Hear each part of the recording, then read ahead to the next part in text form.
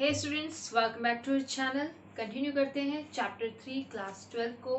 आज हम एक बहुत ही इंपॉर्टेंट टॉपिक इसमें डिस्कस करेंगे, कॉम्बिनेशन ऑफ रेजिस्टेंसेस, कि हम एक सर्किट में रेजिस्टेंस को कैसे कैसे लगा सकते हैं। हम सीरीज में भी लगा सकते हैं, हम पैरेलल में भी लगा सकते हैं, और हम सीरीज और पैरेलल के कॉम्बिनेशन को भी यूज करके सर्किट में रेजिस्टेंस को लगा सकते हैं। ठीक है, ये बहुत ही इंपॉर्टेंट टॉपिक इसलिए है क्योंकि competition as well as board exam एक क्वेश्चन यहाँ से आपका कंफर्म है।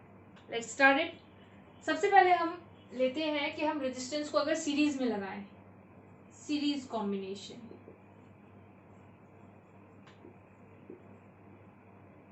सीरीज कॉम्बिनेशन में अगर हम लगा रहे हैं, सीरीज का मतलब क्या है, एंड टू एंड कनेक्ट करना है। लेट्स सपोज ये R1 है, इसी का जो एंड पॉइंट है वहां से दूसरा रेजिस्टेंस शुरू हो जाएगा, ये R2 है, और ये लेट्स सपोज R3 है। किसी सर्किट में आपने इसको किसी बैटरी के साथ लगाया है, ये वोल्टेज V, जिसकी वजह से सर्किट में करंट I फ्लो कर रहा है, राइट। यहाँ पे कुछ रिजल्ट्स हम पहले ही साइड में लिख देते हैं। सीरीज में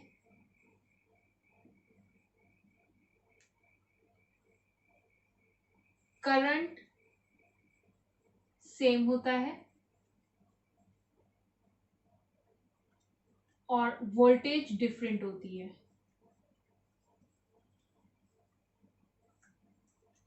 राइट। जबकि पैरेलल में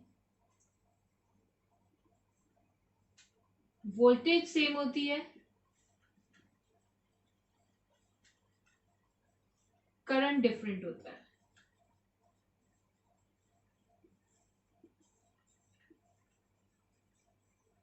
ओके, तो उस हिसाब से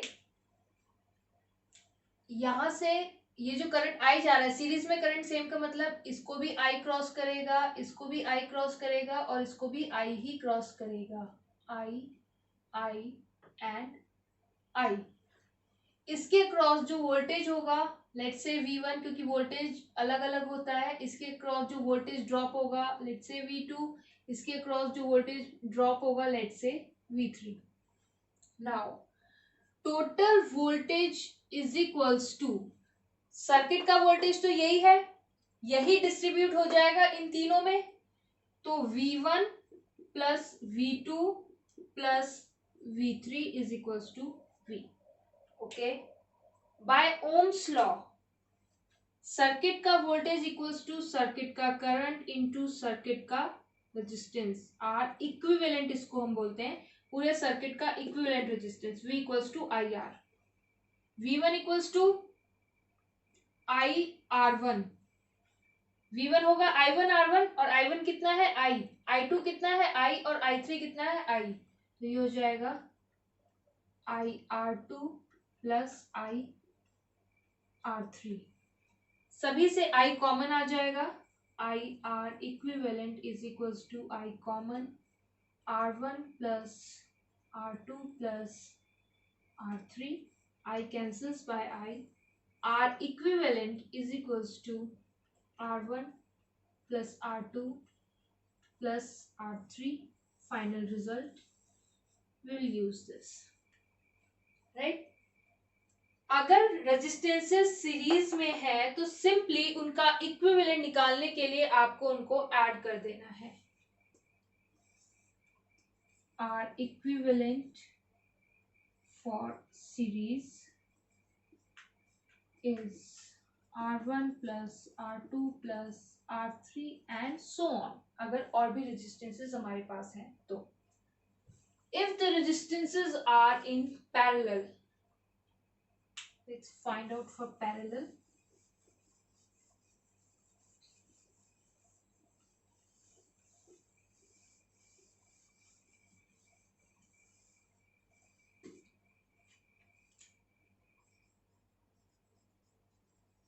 पैरेलल कॉम्बिनेशन, पैरेलल में क्या होता है, फर्स्ट पॉइंट से कनेक्टेड होता है। जैसे ये R1 है तो इसका फर्स्ट पॉइंट R2 के फर्स्ट पॉइंट से कनेक्टेड होगा, और इसका सेकेंड पॉइंट उसके सेकेंड पॉइंट से कनेक्टेड होगा। लेट्स से ये R3 है, इस कॉम्बिनेशन को हम पैरेलल कॉम्बिनेशन कहते हैं। इसको इफ सपोज हमने एक सर्किट में लगाया है जहां वोल्टेज V सप्लाई किया है। अब इन सभी का फर्स्ट पॉइंट, इसका 1, इसका 1, इसका 1, इसका 1, सभी का फर्स्ट पॉइंट एक जगह पे है, पॉइंट ए पे, और सभी का सेकंड पॉइंट पॉइंट बी पे है। इसका मतलब ये चारों ब्रांचेस आपस में कैसी है, पैरेलल। पैरेलल में वोल्टेज सेम होता है, इसका मतलब तीनों ही रेजिस्टेंस के अक्रॉस जो वोल्टेज ड्रॉप है वो कितना है, V, V एंड V, तीनों के अक्रॉस वोल्टेज ड्रॉप सेम है। करंट, यहां से I करंट चला, यहां तक I करंट पहुंचा और जंक्शन पे जाकर उसके सामने 3 ब्रांचेस है तो करंट डिस्ट्रीब्यूट हो जाएगा।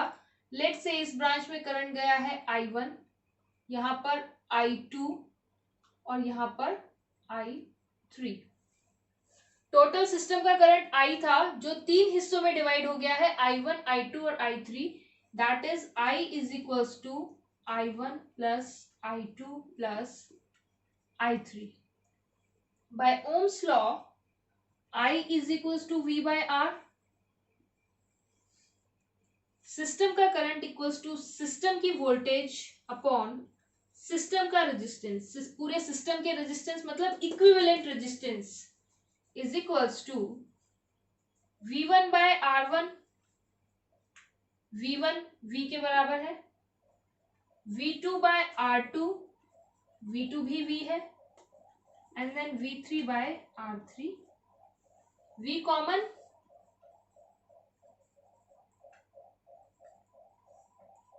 One by R1 plus 1 by R2 plus 1 by R3।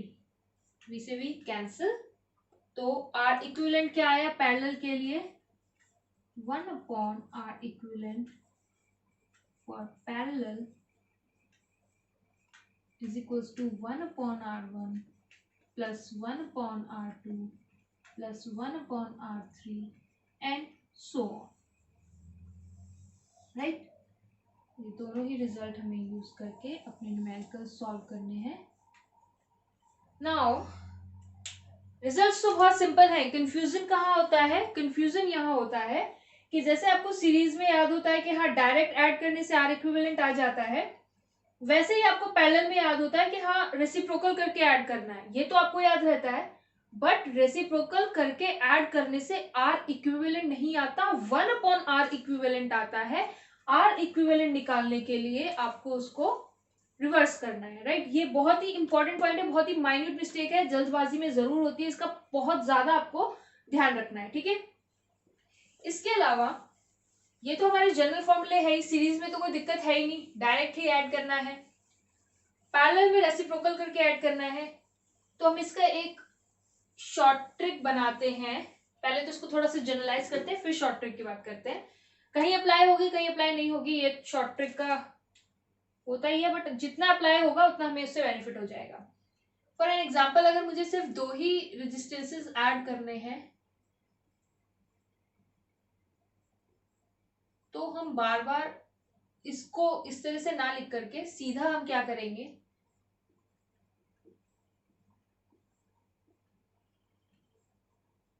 Right? ये R इक्विवेलेंट आया है तो R इक्विवेलेंट हो जाएगा R1 R2 upon R1 plus R2।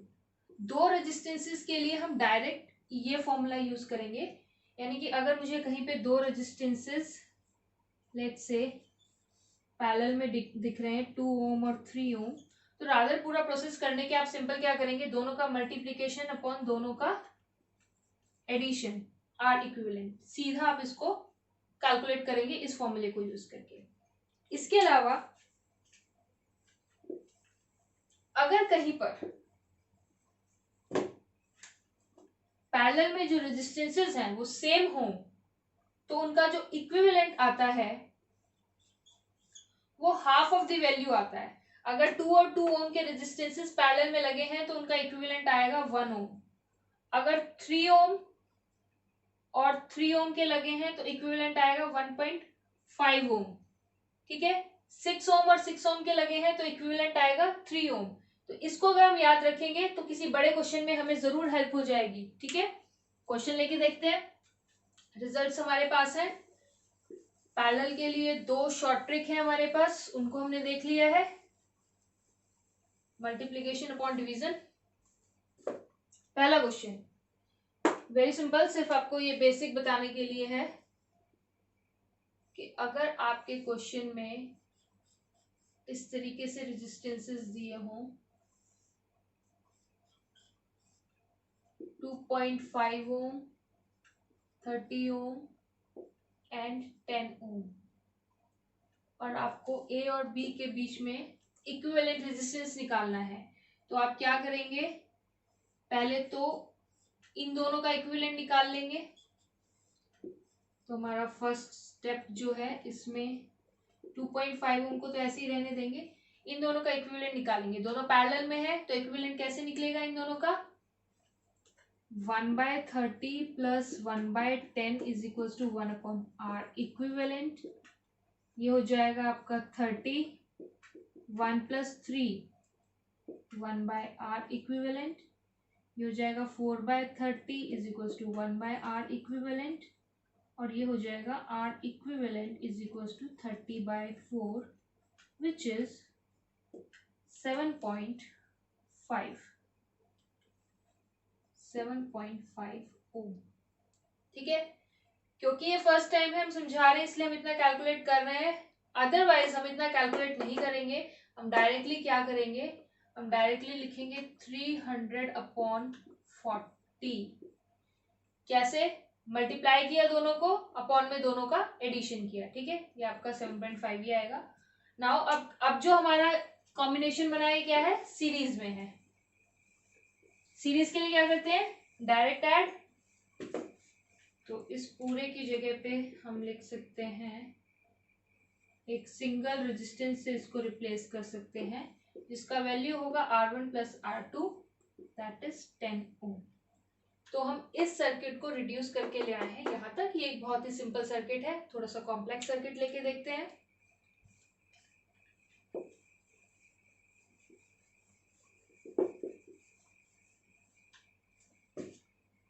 हमारे पास एक सर्किट है, लेट्स से इसको रीड्रॉ करती हूँ मैं यहाँ पर। 3 ohm, 6 ohm, 3 Om, 3 Om,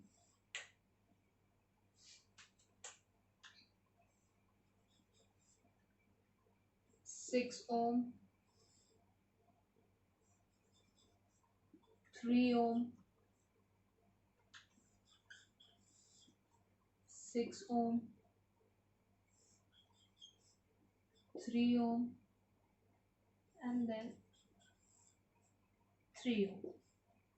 A, B, C, D, E and F। ये क्वेश्चन है और हमें R इक्विवेलेंट निकालना है बिटवीन A एंड B। ठीक है, जब भी आपके पास ऐसा क्वेश्चन आए, हमें किस किस के बीच में निकालना है? A और B के बीच में। तो सर्किट को पीछे से रिड्यूस करना शुरू करेंगे और A और B तक लेकर आएंगे।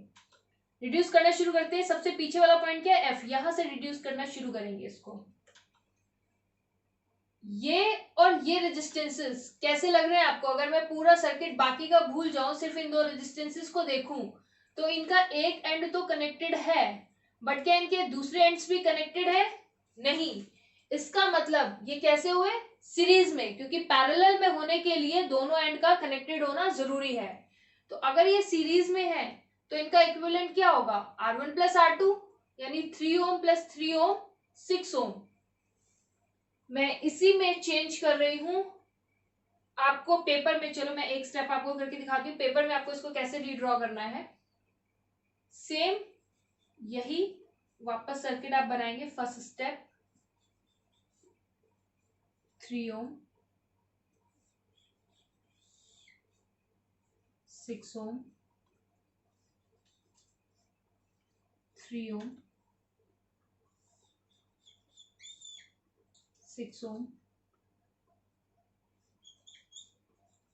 3 ओम, 6 ओम।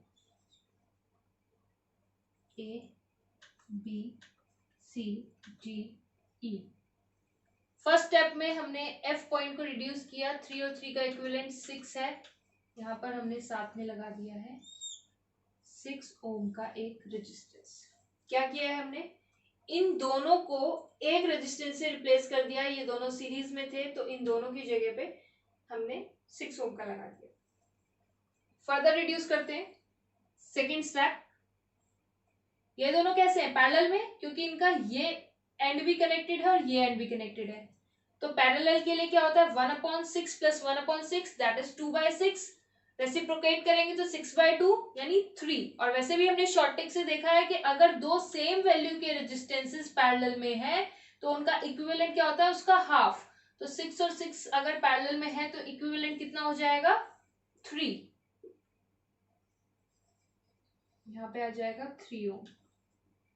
स्टेप 2, स्टेप 3, ये 3 ओम और ये 3 ओम किस में है, सीरीज में। एक एंड कनेक्टेड है, दूसरा एंड कनेक्टेड नहीं है, तो 3 + 3 6। इन दोनों की जगह पर एक सिंगल रेजिस्टेंस आएगा जो कि होगा 6 ओम का। स्टेप 4, 6 और 6 पैरेलल में है, दोनों ही एंड कनेक्टेड है, तो इनका इक्विवेलेंट कितना आ जाएगा, 3 ओम। यहाँ पर 3 ओम। स्टेप 5, 3 और 3 सीरीज में, कितना हो जाएगा, 6।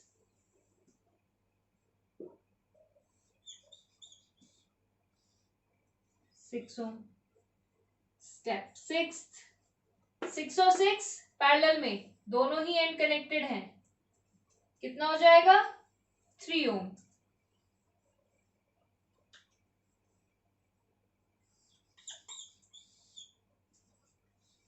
स्टेप 7, 3 और 3 सीरीज में, कितना हो जाएगा, 6 ओम।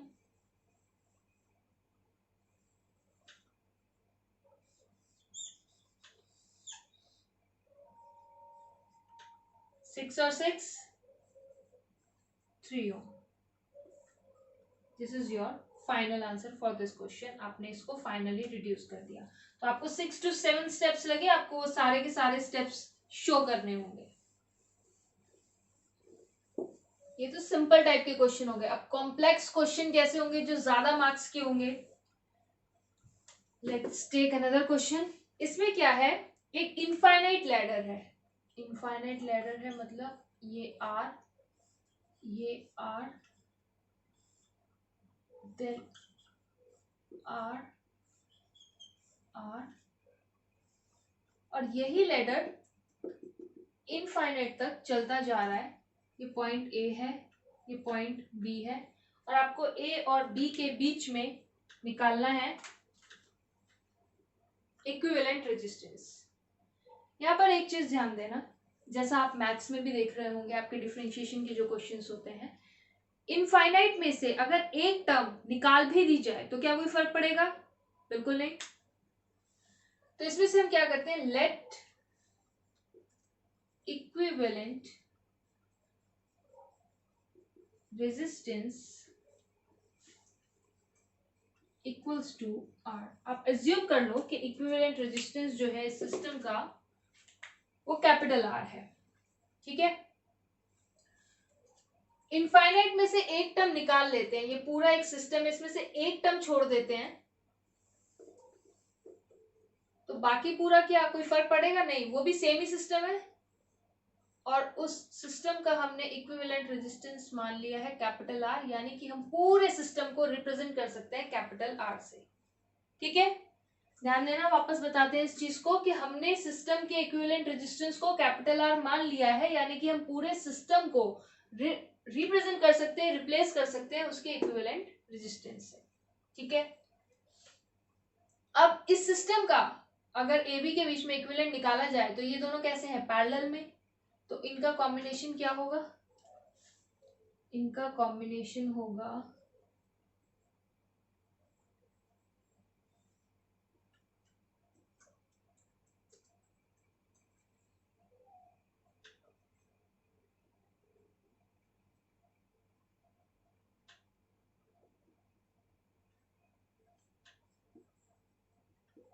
राइट। इन दोनों का इक्विवेलेंट कितना होगा, दोनों का मल्टीप्लीकेशन अपॉन दोनों का एडिशन। अब ये दोनों कैसा है सीरीज में, तो इक्विवेलेंट कितना हो जाएगा,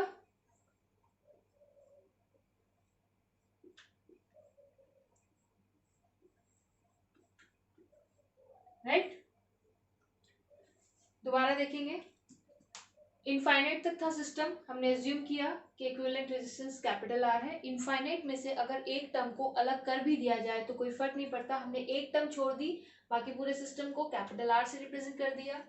यहाँ पर ये दोनों पैरेलल में है, पैरेलल में है तो इनका इक्विवेलेंट रेजिस्टेंस होगा दोनों का मल्टीप्लीकेशन अपॉन दोनों का डिवीजन बाय द फॉर्मूला। उसके बाद ये इसको रिड्यूस करके हमने ये डायग्राम बनाया है, इसमें ये दोनों सीरीज में है तो डायरेक्ट ऐड हो जाएंगी और जो रेजिस्टेंस आएगा वो क्या होगा, इक्विवेलेंट रेजिस्टेंस। अब हमें इक्विवेलेंट रेजिस्टेंस की वैल्यू कैपिटल आर है, तो हमारा मेन एम क्या है, कैपिटल आर को फाइंड आउट करना है। सबसे पहले इसका फ्रैक्शन सॉल्व करते हैं, तो R is equals to R plus are,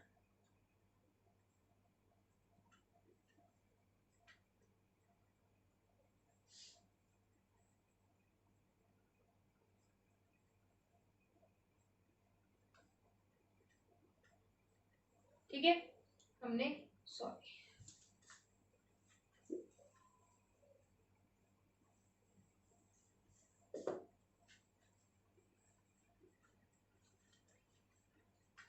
LCM लिया, ऊपर ये इक्वेशन बना, इसको इधर क्रॉस मल्टीप्लाई कर देंगे, तो r into R plus R is equals to capital R small R and this multiply करेंगे इसको। Now we don't need this results, clear this.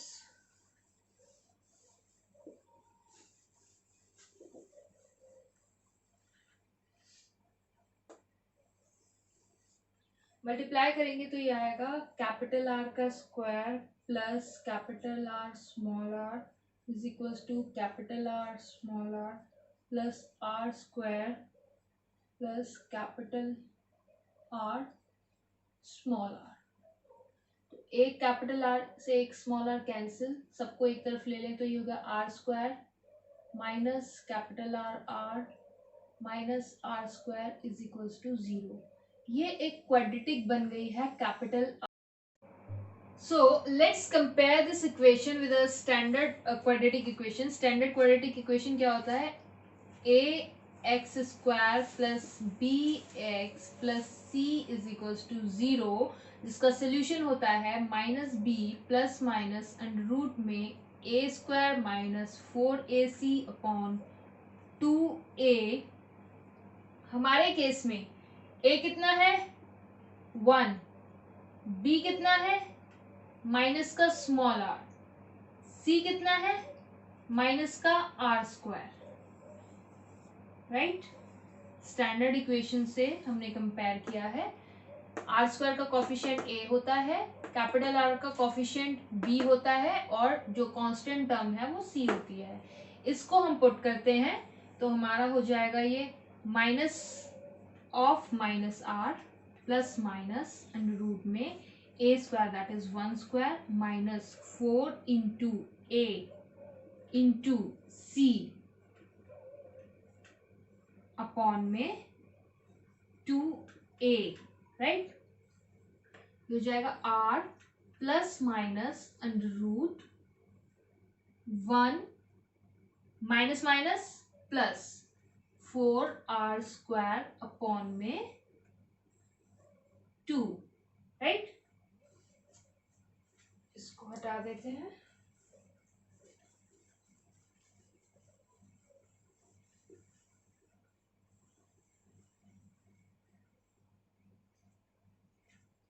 इसको सॉल्व करते हैं,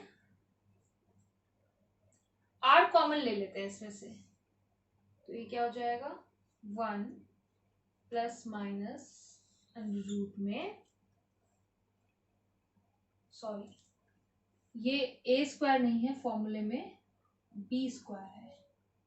this is B square and B is minus R, तो ये one नहीं minus are का square होगा और ये हो जाएगा आपका R square. R square plus 4r square is 5r square, 5r square plus minus r upon 2। Now this is r plus minus under root 5, r under root से बाहर आ जाएगा अपॉन 2, r आप कॉमन ले लेंगे तो अंदर बचेगा 1 plus minus under root 5 by 2। ये आपकी कैपिटल R की वैल्यू आई है। कैपिटल R क्या था? Equivalent resistance. तो इक्विवेलेंट रेजिस्टेंस कितना हो गया? 1 plus minus root 5 by 2 times of R। अब रेजिस्टेंस नेगेटिव में हो सकता है क्या? नहीं, तो हम ये वाला साइन हटा देंगे क्योंकि क्वाड्रेटिक को जब भी हम सॉल्व करते हैं तो दो आंसर आने हैं हमारे पास। अब उसमें से एक आंसर हमारे लिए रिडंडेंट है तो उसको हमने हटा दिया, तो आर इक्विवेलेंट आपका आया है 1 plus under root 5 by 2 into R. ठीक है, इस तरह के बहुत सारे क्वेश्चंस आप करके देखिए। अगर आपको और भी कोई क्वेश्चन ऐसा है जो आपको नहीं समझ में आया, please mention in the comment box. Thank you for watching.